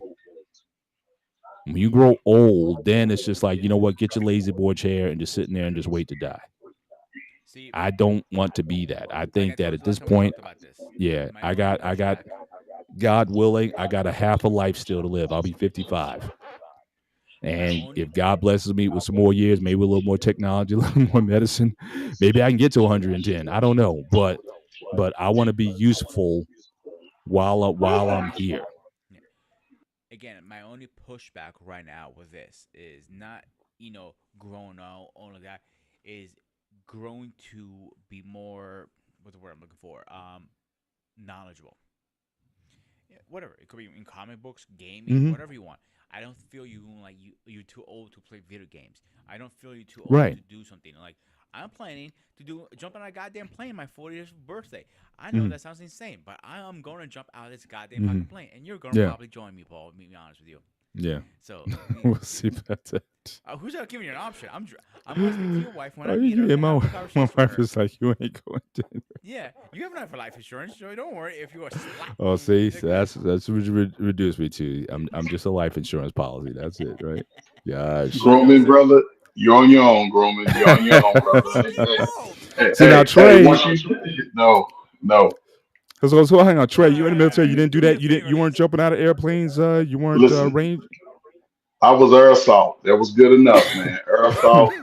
Air assault is when you see the commercial when they're repelling out of the helicopter. That's as Right, far as I right. was gonna go. All That right, was all it. All right. right. That Do was me a it. favor. If you guys aren't gonna jump out of a plane, at least be on the ground when I calm down. And you have a big round of Grooming. applause for everybody. We listen. We'll have applause, have some beer waiting on you, and everything, man. All that. I'll hold your damn bag. I'm not getting up there and jumping out over 50. You better do that shit before you turn 50. I'm doing it when my 40th. I got time. 40th, that's coming 40th, up next year. that's my So 40th birthday. I'm like whoever's you're listening, my 40th birthday, we're jumping out of planes. If you want in, just let me know. Actually, I know somebody who might join on that. I'm like, I gotta talk to somebody. Actually, thank you for inviting wow. me. But that's my 40th birthday present too. And like we're gonna do it in Maryland actually because my I told you CQ is my best friend who's gonna be on our show in a week or two. He's gonna do it with us. King Smith is supposed to do it with us too. So he doesn't know that part yet, but we're not gonna say anything to him yet. But maybe I can convince your wife and maybe let you get away with one little crazy adventure. Come on, man, live on Not the edge. happening, You man. say you're not too Not old. happening. Not happening. See, it's what a single guy does. See, single guy here, right? I have responsibilities too. You know I that. didn't say you didn't. I'm just saying, it's well, we were there at one time, but and actually I knew a couple coworkers who literally did that. I mean, literally, they you jump out with someone's sort of like a pilot, right? So you're not jumping Yeah, up you by strap on yourself. You got somebody. You have to do strap on, they kind several of do it. So I jumps know a couple guys at work remotely. that actually did that. So I'm like, man, you bold, man. So I So believe, if I remember correctly, I asked CQ because he was licensed at one time. You have to be 3 to 5 jumps with the strap on. I know that sounds weird, but somebody you strapped on. no Diddy, I'm sorry. no Diddy.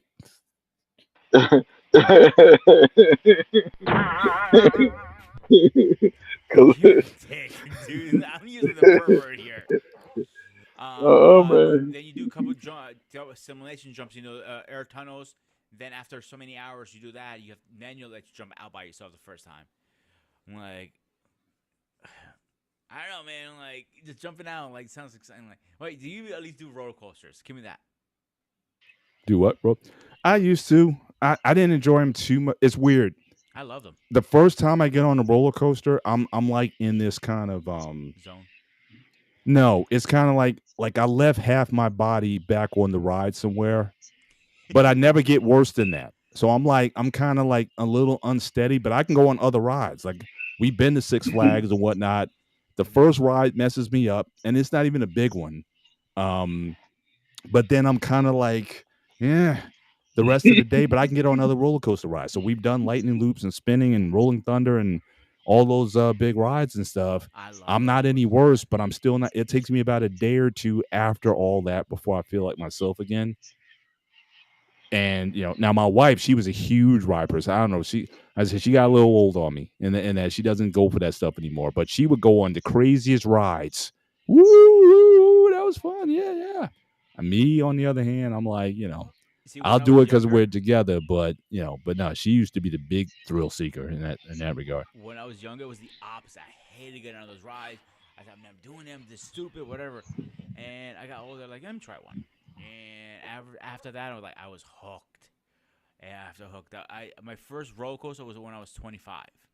What was it? It was just the one that goes in ups and down in circles. Okay, so scariest ride you've ever been on? Voodoo. That's at Dorney Park. place in PA, right? Is that Yeah, Dorney Hershey? Park. No, that's 2 hours away. Dorney Park is in Allentown from me. Dorney. Yeah, Yeah, you're right. they You're right. changed Dorney. they Yeah, changed the name to it a couple of times. But this ain't yeah. right. So it's pretty much it goes straight down, and then it loops around and goes Yeah, no, straight up. I've been on that one. I've been on all basically all those rides. All those rides there I've Wait, been on. let me But hear the like I said, it was story. the same thing. Yeah. The first one, and I was just kind of like just jacked up for some reason. But we got on almost every ride in the whole park after that, and I was just I just rock with it. But I wasn't the same for a The while. park I have never been to is at Six Flags because I've never really been to that one. That's one I wanted to go to. But hear the story what happened to me when Voodoo opened up the first time. All right, Mhm. Voodoo opened up and I get in to see it and I had the cry school with me there. So mental note: if you have a cry school, do not take your students on a hollow weekend. And the guys are trying to scare the students. They turn around and go, "Hiya!" and like, "Fuck this!" He ran out. I'm like, "Shit!" Mhm. And he goes, guys don't pay me enough. And the Right. manager had a little conversation with me afterwards, like, oops. But anyway, I was on seat number 13. They are fucking with me. These are all teenagers, by the way. Sensei's gonna die. The seat's gonna give out. Everything you think they're telling me at this point. I'm like, and I know number 13 is a bad number. Now, my adrenaline went from this to this. I'm like, this seat's gonna fucking get fucking out of my fat ass. But afterwards, oh man, I love roller coasters, bro. I think they're fun. How far Mhm. are you from Six Flags, Paul? About an hour. Yeah, it's basically turnpike down to exit 7A. I'm at exit 9 off the turnpike. Okay. So go drive down to exit 7A and you're there. It's not a big deal. But I've been, like I said, I've been to Dorney, I've been to Hershey, I've been to, the major ones in the area. Especially when my kids are younger. We would go down. But my wife and I, we just, especially before we had kids, we just go on our own and do that stuff. So Yeah. See, Hershey's not from what I heard. I've never been to that one. It's not the best one. It's not the greatest one. Well, I So think it's more young. It's more for younger kids, I yeah, that's think, what or I heard. younger. Yeah. But Six Flags, you can go there because they be having like concerts there. They got they got all kinds of attractions for older people as well, especially if you go at nighttime. I remember in early 2000 when they had the mascot, the bald guy come out from the bus and going, and start dancing in Yeah, commercials. That was like a good time. yeah, Um, quick question before we finish. I'm just curious. Has anybody seen Deadpool yet? I did. How'd you think? I'll spoil it. I thought it was pretty good. No, Uh-huh. I overall, I enjoyed it. Definitely had some surprises there, which I won't share here. But no, I mean, Deadpool is like there's no gray area, right? You either No pun love intended. you either love Deadpool or you don't love Deadpool because there's got some stuff in there that for a lot of people, there's a lot of homoerotic stuff in there. I'll just say that. But that's Deadpool. That's the character. So you either even in the comics, you're either gonna love him or hate him. But overall, the Deadpool franchise has been pretty good. I mean, but I remember first seeing the guy in I guess X-Men Origins Wolverine, Hmm. which I had a lot of problems. I had to kind of suspend myself from the Original what do you timeline. call it? The orthodoxy, so to speak, in terms of the character development and all that stuff. But in the overall, I enjoyed the take. I thought how they treated Wolverine, the transformation scene, the dynamic between him and Sabretooth, or making the twist that they were kind of half brothers and stuff like that. I really like that dynamic that they built up in the film. I didn't like necessarily how they treated Deadpool, but I already knew that Ryan Reynolds, if they go back and redo it the way it's supposed to be done, They he did. told me right there that he was going to be a good Deadpool. But I didn't like how they implemented it though. So if you have to understand one thing, there are different timelines. So Earth 2 to 1,000. That's where it gets a little confusing, even for Yeah, myself. yeah. And so I think that's a little overboard. But Oh, overall, I thought it totally. was a great. The multiverse, absolutely. Yeah, it's I saw it. What was it on Saturday or Friday? Was it Saturday night? I saw it, and no, I'm sorry. No, Tuesday night we saw it. I apologize. Tuesday night I saw that. I enjoyed it. It was a group of us, and it was a great movie. mhm.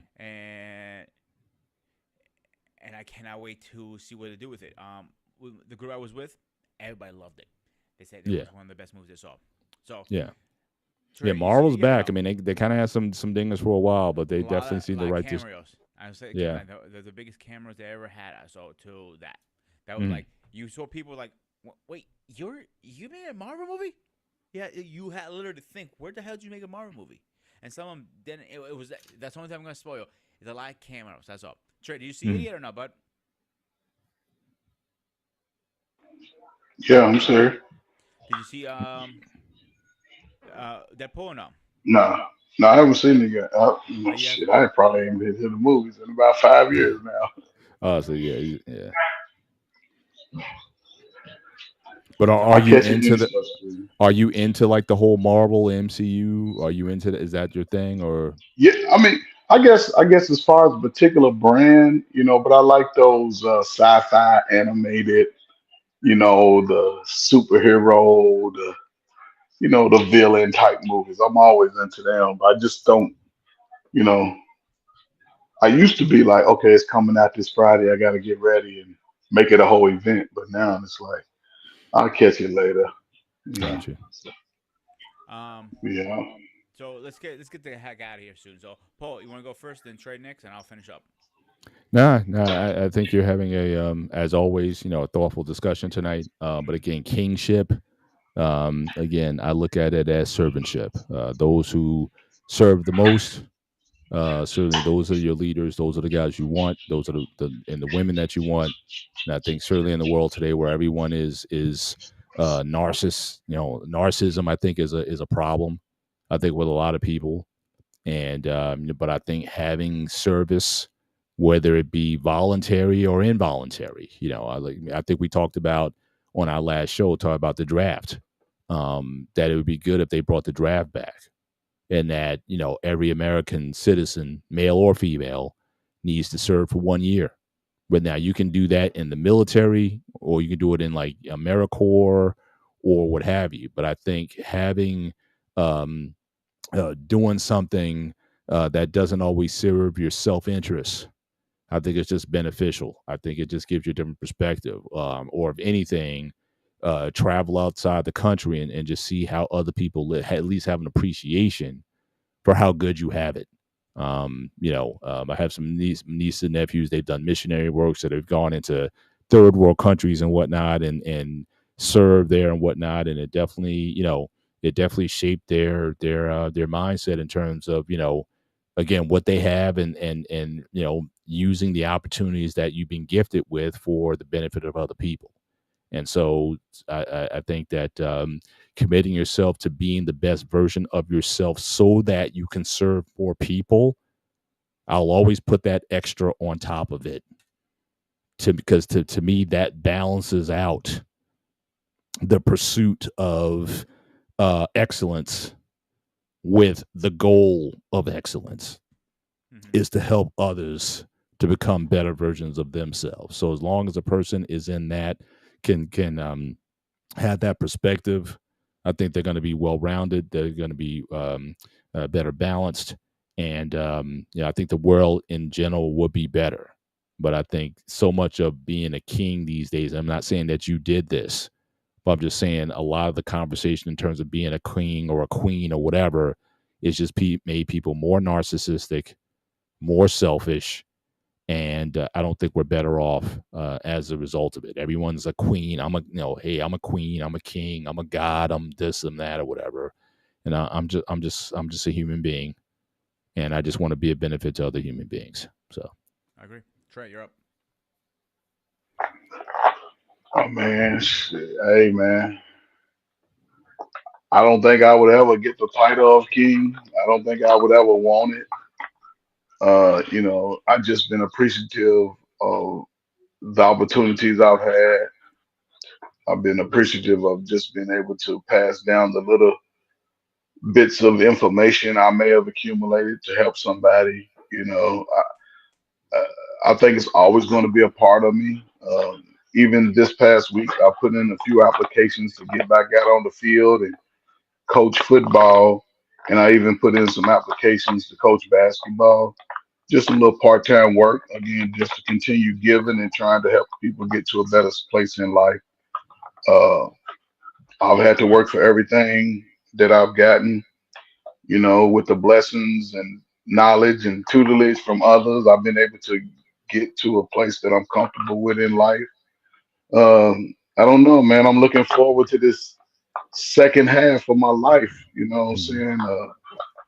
My wife, she'll be retiring in about 5 years. So we're just gonna, man, I don't know, man. Just bless other people, man. I got what I like to do every year, every 2 years or so. I look at the clothes that I don't, like I think I'm grown out of, and I just donate them, man. I just go Mhm. give them to people who I know in need, and I drop them off, man. Like here, I give bikes away. I just give stuff away, man, and Yeah, it's yeah, I'm not looking for nothing in return. I'm just that's like right. somebody else can use it, That's right. So Mm-hmm. I don't know, man. I think being the title and some people love titles. I don't care about the title. I just look at the results and Absolutely. how can I move the needle and just getting the results, man. Great point. You know. So So with me is, I agree with you guys. I don't want a title. I don't want to, but I want to be help somebody lead themselves in the better, successful way. Give them some back knowledge. I think knowledge is the more key and more richer information, worth more than money. I believe sometimes. So you can keep them and train them, not just teach them and show them the way, the easy way to do that. I think I did my job as a man at the end of the day. Mhm. But really fast, a little schedule update. This Saturday, we are speaking about Ravens on the Pole, the sound of success, how the theme song makes a superstar for WWE stuff. Great theme songs over the years too. That's why I think you get a kick out of that one. Mm. Sunday was great. We're supposed to be talking about Olympics. I'm not sure if BMD put it up yet. I didn't see it when I checked last. Mhm. Yeah, that works. And Where's the next week's one? I have everything posted. And the next one is the beginning of the new journey for next Thursday. The one I want you to prepare yourself in 2 weeks on the 10th. Ready? Cobra Kai. Rivals 8 Legend. We're going to be talking about that show. And BMB is supposed to be coming on that one, he said. Mm-hmm. So Okay. let's see if he actually shows up. Because he says he's going to show up a lot. I mean, I'm going to call him up on it. So except that. Anything else, guys? You guys want to say? Nah, you're good. Good Trey? show. I'm good, man. Appreciate you, man. All right, guys. As always, like always, I've got to finish up like hard, strong, and always stay fresh, stay safe, and I see you guys on the next.